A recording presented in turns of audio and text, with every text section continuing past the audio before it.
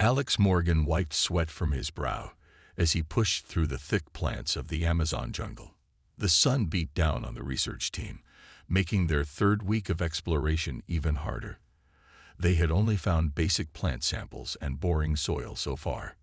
"Dr. Morgan, come quick." Olivia Carter's voice cut through the humid air. She was kneeling by what looked like a small crater in the ground, about 20 feet across. Alex rushed over, followed by the rest of the team: Sam Rivera, the biologist, and Paul Johnson, their equipment specialist. They gathered around the edge of the depression and stared in wonder. In the center sat a strange object unlike anything they had ever seen. It was oval-shaped, about the size of a small car, with a surface that seemed to shift between solid and liquid.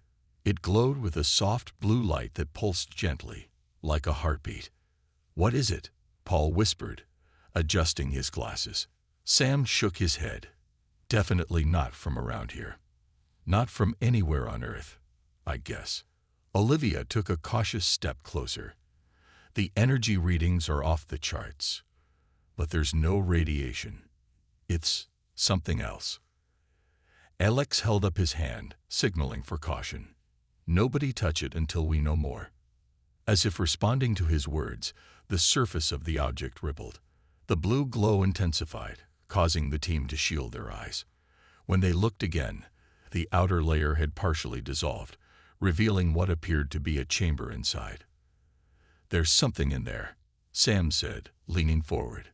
The opening widened, and they saw it, a small figure curled in a fetal position. It had a humanoid shape, but with skin that shimmered with iridescent colors, like oil on water. Its head was slightly larger than a human child's, with no visible hair. "Is it alive?" Paul asked. As if in answer, the creature moved. It uncurled slowly, revealing a face with large, almond-shaped eyes that blinked open. Those eyes were deep purple with no visible pupils, yet somehow expressed clear confusion and fear. "It's a child," Olivia gasped. "Some kind of alien child." The small being sat up, looking at each of them with an intense gaze. It appeared to be the size of a human 5-year-old. 6 slender fingers on each hand flexed and curled as it examined its own body. Sam approached slowly, hands raised to show he meant no harm. "Hello there," he said softly. The child tilted its head, studying Sam's face.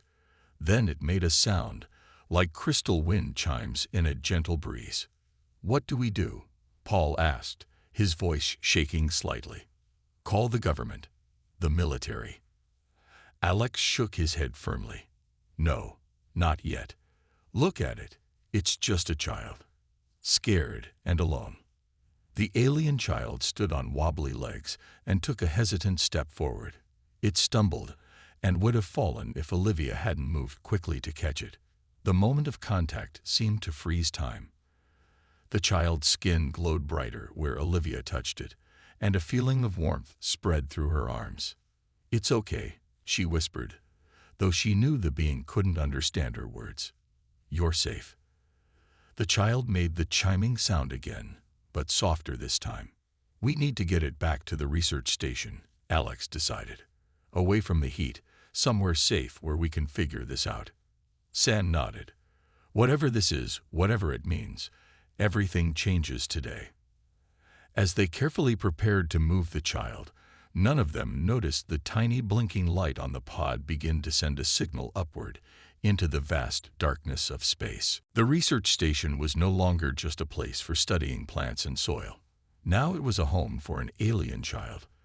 The team had turned their largest lab into a living space, with soft blankets, cushions, and gentle lighting that seemed to comfort their visitor. 2 weeks had passed since the discovery. Alex had decided to keep their findings secret for now, telling only their director, Kate Wilson, through encrypted calls. The team agreed it was best to protect the child from becoming a science experiment or worse. "We're calling him Leo," Olivia explained to Kate during their latest video call. "Sam thinks he's probably male, though we can't be sure." "Is it safe?" Kate asked, her face concerned even through the pixelated screen. He breathes our air with no problems, Olivia replied. Eats mostly fruits and some minerals we crush for him. He actually loves salt. Leo sat nearby, watching a screen where Paul was showing him pictures of Earth animals. The alien child pointed at each one, making soft chiming sounds that were slowly becoming more distinct. His learning curve is incredible, Sam said, joining the call. He absorbs information faster than any human child could. Watch this. Sam held up a simple picture book. Leo, can you tell us what these are? Leo looked at the book and spoke his first clear words in English. Tree, bird, cloud, river. His voice had a musical quality, each word ending with a slight chime. Kate's eyes widened. 2 weeks, and he's already speaking. Limited words, but yes, Alex confirmed. And he understands much more than he can say. We think he's trying to match his vocal organs to make our sounds. After the call ended, the team gathered for dinner. Leo sat between Olivia and Sam, carefully mimicking how they used forks. He had grown attached to Olivia especially, following her around the station and reaching for her hand when uncertain. Do you miss your home, Leo? Alex asked gently, not expecting an answer. Leo looked up, his purple eyes reflecting the light. Home is where? He asked, the words carefully formed. The team exchanged glances. We don't know, Sam admitted, but we found you in a pod that fell from the sky. We think you came from space. Leo was quiet for a long moment. Then he pointed upward. Stars. Many stars. That night, Olivia couldn't sleep. She found Leo standing by the window, looking at the night sky. His skin glowed slightly in the darkness. Can't sleep, she asked, sitting beside him. Leo turned to her. Dream of tall buildings, not trees. Lights in sky, but not stars. He touched his chest. Feel sad. Don't know why. Olivia put her arm around his small shoulders. Those might be memories of your home. Why I am here? Leo asked. We don't know, Olivia admitted, but we'll help you figure it out. The next morning, they discovered Leo's first extraordinary ability. Sam had cut his finger on a piece of equipment. Leo approached, looking concerned, and gently took Sam's hand. The alien child closed his eyes, and his fingertips began to glow with a soft blue light. When Leo let go, the cut was completely healed. How did you do that?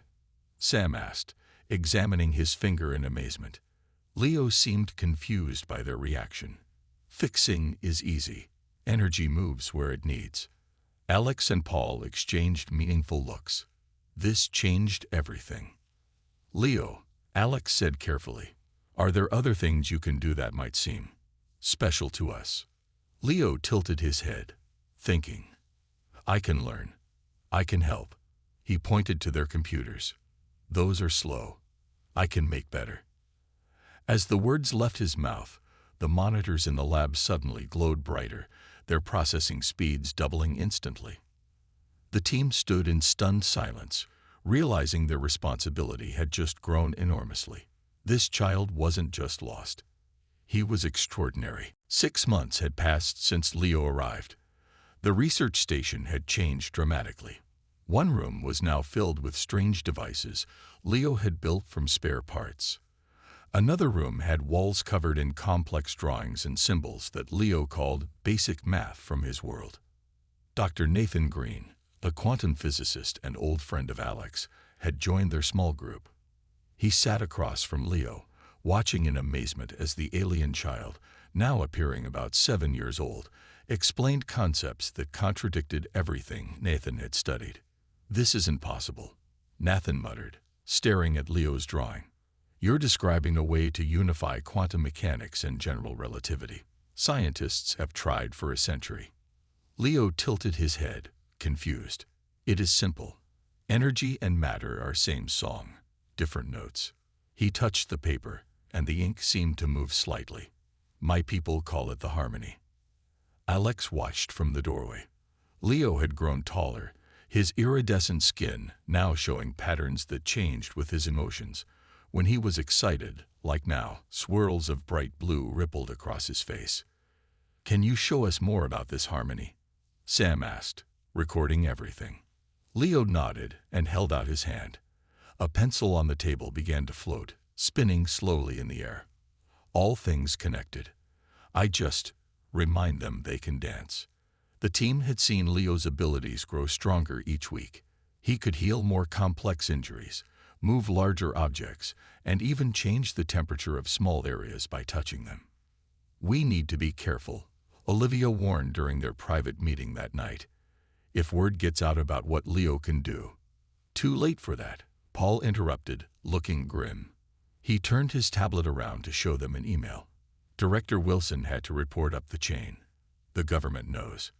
The next morning, a helicopter landed near the station. A woman in a black suit stepped out, followed by 4 serious-looking men carrying equipment. "Dr. Morgan," she asked, approaching Alex. "I'm Agent Danielle Roberts, Department of Special Sciences. We're here about your guest." Alex stood firmly in the doorway. "Leo is not an experiment. He's a child under our care." Agent Roberts smiled thinly. "Nobody is suggesting otherwise. But surely you understand the national security implications, a being with advanced knowledge and abilities." Inside, Leo sat with Olivia, his skin pulsing with nervous yellow patterns. "They fear me," he said quietly. "They fear what they don't understand," Olivia corrected, holding his hand. "But we won't let anyone hurt you." After hours of tense negotiation, a compromise was reached. Leo would meet with selected scientists, but only with Alex or Olivia present. No invasive tests would be permitted. That evening, Leo surprised everyone. While the government team set up their equipment, he approached Agent Roberts directly. "You have sickness here," Leo said, pointing to her side. "Small dark things growing. I can help." Roberts stepped back, startled. "How could you possibly know that? My cancer diagnosis is classified." Leo's eyes were kind. "I see energy patterns. Yours has wrong notes." He held out his small 6-fingered hand. "May I?" After a moment's hesitation, Roberts nodded. Leo placed his hand gently on her side.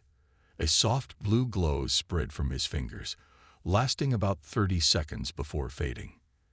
"It's gone now," Leo said simply, stepping back. Later tests would confirm the cancer had completely disappeared. That night changed everything about the government's approach. When word reached higher levels about Leo's healing abilities, the focus shifted from potential threat to potential ally. "They will want more," Sam warned Alex as they watched Leo teaching Nathan about energy fields. "They'll never be satisfied." Alex nodded grimly. "I know, but for now, at least they're treating him like a person, not a weapon." Outside, stars shimmered in the night sky. Somewhere among them was Leo's home world. But with each passing day, Earth was becoming his home too. None of them realized that deep space monitoring stations had just detected the first anomalous signals, coming from the direction Leo had arrived from almost a year ago. The mountain facility in Colorado was much larger than the research station in the Amazon. 1 year had passed since Leo's arrival on Earth, and everything had changed. The building hummed with activity. Scientists, military personnel, and government officials moved through secure hallways, all focused on the remarkable being who now looked like a human 10-year-old. Leo's private living quarters were comfortable, filled with books, computers, and strange devices he had created. The walls were painted with a night sky scene that Leo had helped design, showing constellations that weren't visible from Earth. "The energy prototype is working perfectly," Dr. Jordan Harris reported to the assembled team. He placed a device the size of a lunchbox on the conference table. "Based on Leo's principles, it can power this entire facility for a year with no emissions." Alex nodded, but his eyes were on Leo, who sat quietly by the window. The alien child had grown more contemplative lately, often staring at the sky. "What about the medical applications? General Peter Collins asked. The President is particularly interested in those. We've successfully treated 15 terminal patients using techniques Leo taught us, Olivia replied. She had become the head of the Medical Research Division. The healing frequency technology works, but we're still learning how to use it properly. Leo turned from the window. It works because you're learning to hear the body's true song, he said. His voice had lost its chiming quality, but retained a musical cadence. Healing is about harmony, not control. The meeting continued, with reports on various projects inspired by Leo's knowledge. Transportation systems that used minimal energy, communication devices that worked on principles humans had never considered, farming methods that could triple food production with fewer resources. Later, Leo walked with Sam through the indoor garden built specially for him. Plants from around the world grew there, many responding unusually to Leo's presence by growing faster or blooming out of season. Are you happy here, Leo? Sam asked, noticing the pale yellow pattern on Leo's skin that often indicated worry. Leo touched a flower, making it glow briefly. I am grateful for my friends. For you, Alex, Olivia, and even Nathan, who asks so many questions. He smiled slightly. But sometimes I feel pulled. He pointed upward. Do you remember more about your home now? Sam asked gently. Leo nodded. Little pieces come back in dreams. Tall crystal buildings. People like me, but bigger. They were singing always, not with mouths but with minds. His face grew sad. I think I was sent here for a reason, but I don't remember what. That evening, Leo sat with Alex and Olivia in their private apartment. Though they weren't allowed to adopt Leo officially, they had become his family in every way that mattered. They want me to help design weapons, Leo said suddenly as they ate dinner. General Collins didn't say it directly, but I could hear his thoughts. They're worried about other countries learning what I know. Alex put down his fork. Did he pressure you? No, Leo said, but his mind was loud. Many humans have loud minds when they're afraid or excited. Olivia reached for Leo's hand. You never have to do anything that feels wrong, Leo. We'll protect you. Leo squeezed her hand, his skin glowing warm blue where they touched. I know. That's why I love you. Later that night, while the facility slept, Leo stood alone on the observation deck, looking at the stars. He placed his hand on the glass and closed his eyes. For just a moment, his entire body pulsed with bright light. Far above, beyond Earth's atmosphere, something received his unconscious signal and changed course. In the control room, a technician frowned at his screen. Sir, we're detecting anomalous objects approaching Earth orbit. 7 of them, moving faster than anything we have. The commander leaned forward. Alert General Collins immediately, and wake up the team working with the alien. The visitors had arrived. The alarm blared through the mountain facility at 3:17 a.m. Leo woke instantly, his skin flashing bright blue with alarm. He knew before anyone told him. They had come. Alex rushed into Leo's room, still pulling on his shirt. Leo, something's happening. There are objects in orbit. We need to go to the command center now. The command center was chaos. Screens showed 7 massive vessels positioned around Earth. Unlike human spacecraft, these appeared to be made of crystalline material that shifted and flowed, catching sunlight and reflecting it in rainbow patterns. They're directly over major cities, General Collins reported grimly. Beijing, Moscow, London, Cairo, Rio, New York, and us here in Colorado. They haven't responded to any communications. Leo stepped forward, his eyes wide. They are luminary, he said quietly. My people. The room fell silent. For almost 2 years, they had wondered about Leo's origins. Now his family had arrived without warning. Can you communicate with them? Agent Roberts asked. Before Leo could answer, every screen, phone, and communication device on Earth flickered. A message appeared, accompanied by a strange sensation that seemed to bypass ears and enter directly into minds. We have come for our child. Return him unharmed. We will depart peacefully. The message repeated in every language on Earth simultaneously. They think we kidnapped you, Olivia realized, looking at Leo with worry. Leo nodded, his skin pulsing with complex patterns of light. They would not believe I was lost. In our culture, children are sacred. Taking one is the worst crime possible. General Collins straightened his uniform. We need to respond. Tell them you're here willingly, that we've cared for you. It's not that simple, Leo said. The Luminary don't think like humans. They're absolute in their beliefs. Within hours, world leaders gathered in an emergency video conference. Military forces worldwide were on high alert. People panicked in cities beneath the hovering ships. Leo watched news footage of the chaos, his expression growing more troubled. I need to speak to them, he said finally.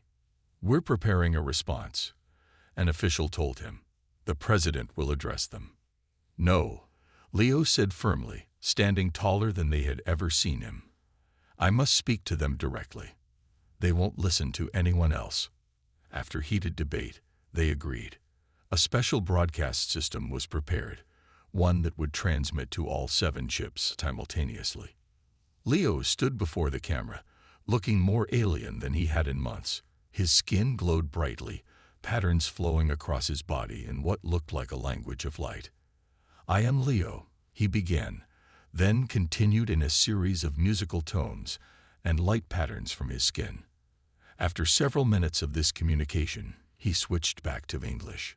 I was not taken against my will. These humans found me injured and alone. They have cared for me, taught me, and learned from me. They are worthy of respect. The response came instantly, stronger than before. The sensation it created made many humans dizzy or nauseous. You have been conditioned by primitive beings. We will retrieve you. Resistance will be answered with force. Leo's skin paled to almost white. They don't believe me, he whispered. They think I'm being forced to say these things. Outside the facility, the air rippled as a smaller craft descended from the ship above. It hovered just above the ground, a door opening in its side. They're coming for me, Leo said, his voice trembling. And they won't take no for an answer. Alex put his arm around Leo protectively. What do they want you to do? Leo looked up at the man who had become like a father to him. They want me to come home. But Earth is my home now too. His eyes filled with tears that glittered like tiny stars. I don't want to choose. The ground shook as 3 tall figures emerged from the craft, their bodies radiating light so bright it was difficult to look at them directly. The luminary had arrived, and they had come for their child. The 3 luminaries stood nearly 8 feet tall, their bodies radiating light that made it difficult to look at them directly. Unlike Leo, whose skin showed colorful patterns, these adults glowed with steady, intense white-blue light. Their faces had the same large, purple eyes, but with expressions that seemed hard and unyielding. Military personnel surrounded them, weapons raised, though Leo had warned such things would be useless against his people. Put those down, Alex whispered urgently to General Collins. They'll see it as aggression. The tallest luminary stepped forward, the air around it rippling with energy. When it spoke, everyone heard the words in their minds rather than with their ears. We have come for the child you call Leo. He is Tolar of the Luminary, son of the High Council. His learning journey was interrupted when his vessel was damaged. Return him now. Leo stepped forward, standing between the humans and his people. He looked small compared to the adult luminary, but his stance was determined. I am Leo to my friends here, he said in English, then switched to the musical language of his people, light patterns flashing across his skin. The luminary adults seemed surprised by his response. They communicated back in rapid pulses of light and sound. The conversation became intense, with Leo's skin flashing brighter patterns than the humans had ever seen. Olivia leaned toward Alex. What do you think they're saying? I don't know, Alex replied, but Leo isn't backing down. After several minutes, Leo turned to the human delegation. They say I was sent as an observer only. They never expected me to interact with humans or share knowledge. They're angry about what they call contamination. General Collins stepped forward. Tell them we mean no harm. But Leo has chosen to stay with us. He's taught us so much, helped our people. We consider him a friend and ally. The luminary leader's light pulsed with what seemed like anger.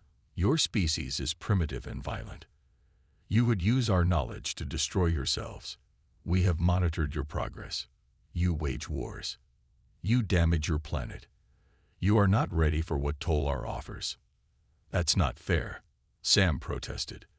Look at what we've accomplished with Leo's help. Clean energy, medical breakthroughs, and weapons, the luminary interrupted. Your military minds are loud with thoughts of power and advantage. Leo's face showed distress, but he stood his ground. My human family has shown me kindness and love. They have protected me when they could have exploited me.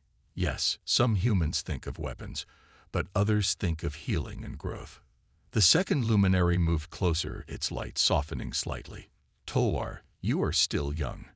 Your assignment was to observe only, then return with data. You were never meant to bond with these beings. But I did, Leo replied firmly. And now I belong to both worlds. The third luminary, who had remained silent, finally spoke. The Council will not accept this. The knowledge you have shared violates our most sacred laws. A tense silence fell over the gathering. The humans looked to Leo, whose skin had turned a deep, thoughtful blue. There must be a middle path, Leo said finally. I propose a council meeting, representatives of both species. Let me speak for humanity. Let me show you what I've learned about them. The luminary adults conferred in rapid light patterns. Finally, the leader turned back to Leo. You may present your case to the full council. These humans may send 3 representatives to observe. Our ships will remain in position until a decision is made. Leo turned to Alex, Olivia, and the others with hope in his eyes. This is our chance. If I can convince the council that humanity is worthy of alliance rather than isolation, everything could change. General Collins looked skeptical. And if you can't convince them? Leo's expression grew serious. Then they will take me home, and all knowledge I shared will likely be reclaimed. Alex looked at Olivia, then at Sam. The 3 who had first found Leo in the Amazon jungle now faced the possibility of losing him forever. When do we leave? Alex asked. Tomorrow, Leo replied. The council gathers at moonrise. The meeting place was a high meadow in the Rocky Mountains, chosen by the luminary for its isolation and natural beauty. Leo stood in the center of a flat stone area, with Alex, Olivia, and Sam behind him.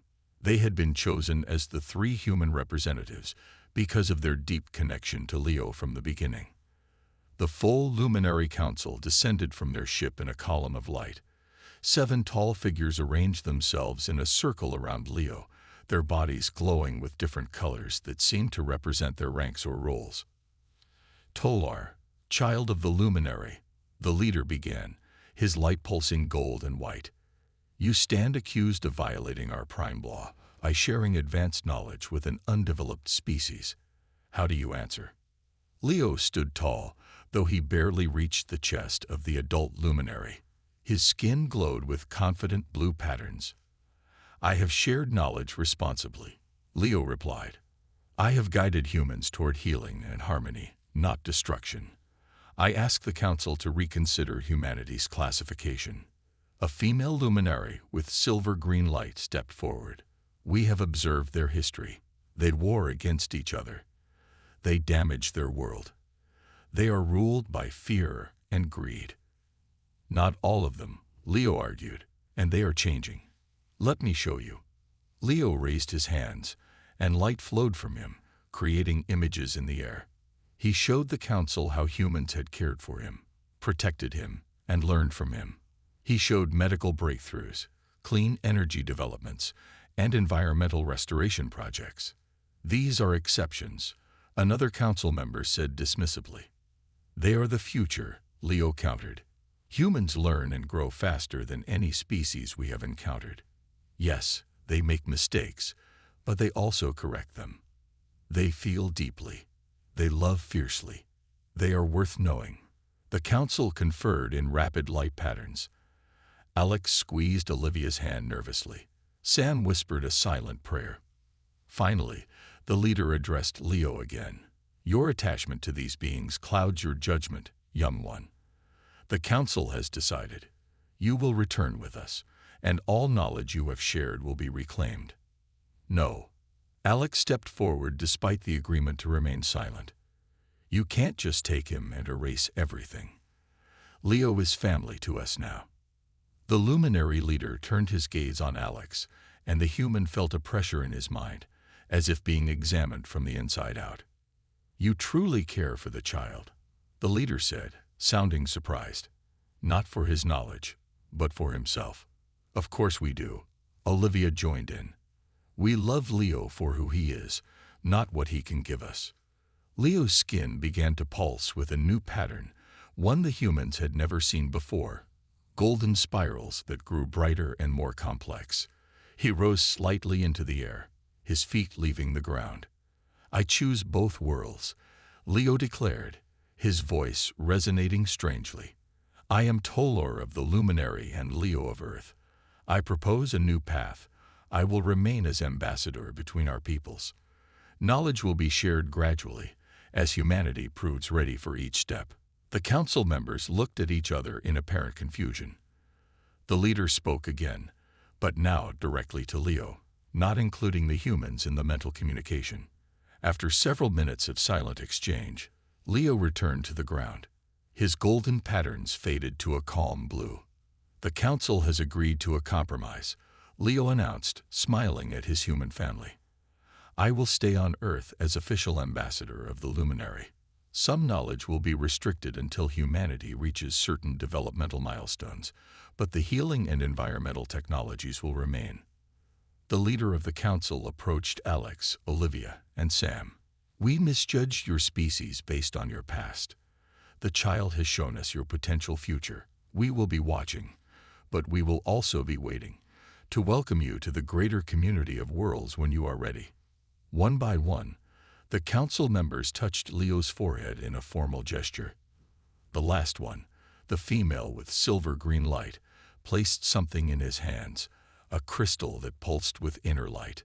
A seed of knowledge, Leo explained to his human family as the luminary prepared to depart. The first of many gifts to come. As the luminary ships rose into the evening sky, Leo stood between his two worlds, the stars above and the earth below. He took Alex's hand in one of his, and Olivia's in the other. This isn't an ending, he said, his eyes reflecting the departing lights. It's just the beginning of a much bigger story.